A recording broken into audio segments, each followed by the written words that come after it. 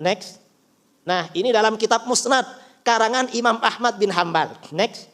Dalam kitab Musnad Ahmad bin Hambal. Next. Next. Ternyata di dalam Musnad Ahmad bin Hambal, sahabat Abu Ayyub Al-Ansari mencium makam kuburan Rasulullah Shallallahu Alaihi Wasallam.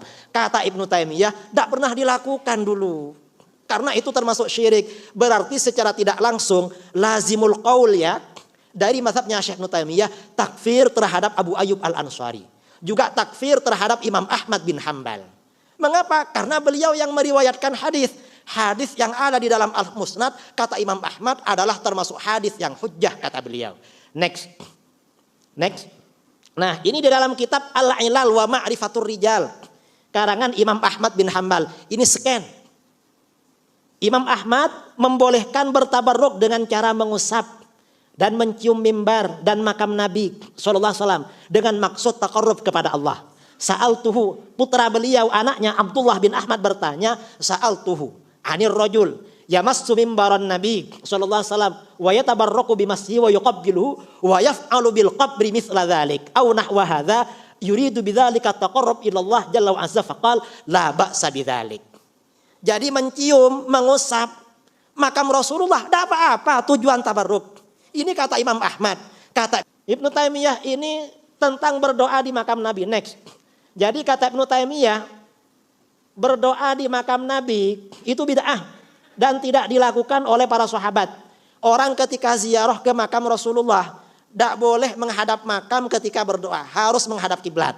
Mengapa? Kata Ibnu Taimiyah, karena ini bid'ah belum pernah dilakukan oleh para sahabat dan ini yang diikuti oleh pemerintahan Saudi Arabia.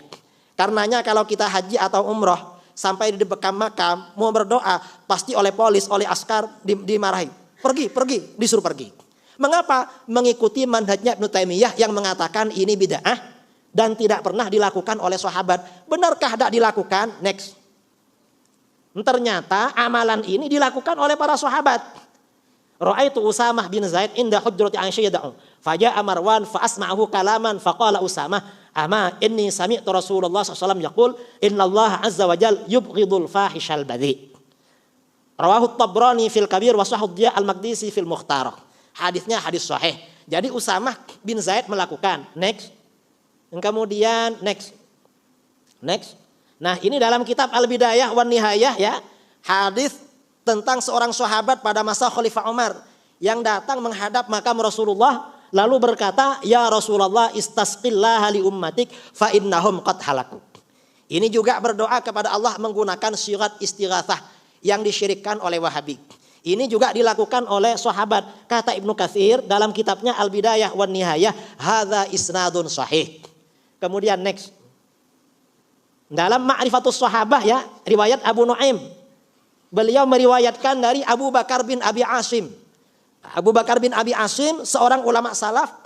Beliau di dalam kitabnya Al-Ahad wal Mathani yang menceritakan bahwa para ahli ilmu dan orang-orang yang utama apabila mereka memiliki hajat datang ke makamnya, ke kuburannya. Sahabat Thalhah bin Ubaidillah radhiyallahu an mengucapkan salam kepada beliau, berdoa di depannya, lalu doa orang itu dikabulkan. Jadi artinya apa? Sejak masa ulama salaf berdoa di kuburan ini sudah terjadi. Tapi oleh Ibnu Taimiyah dikatakan ini tidak pernah dilakukan oleh sahabat dan ulama salaf. Ternyata salaf melakukan. Artinya bagaimana? Tauhid rububiyah, tauhid uluhiyah, tauhid asma wa sifat ini tauhid yang sangat berbahaya. Dan ini bukan tauhid wasatiyah, tapi tauhid ulu, tauhid tatarruf. Nah, barangkali ini beberapa kertas kerja yang perlu saya sampaikan kepada tuan-tuan. Mungkin ada yang mau ditanyakan, tapi lebih 20 menit saya ceramah ini. Tadi cuma 30 menit, kurang lebihnya mohon maaf. Assalamualaikum warahmatullahi wabarakatuh. Waalaikumsalam warahmatullahi taala wabarakatuh. Jazakum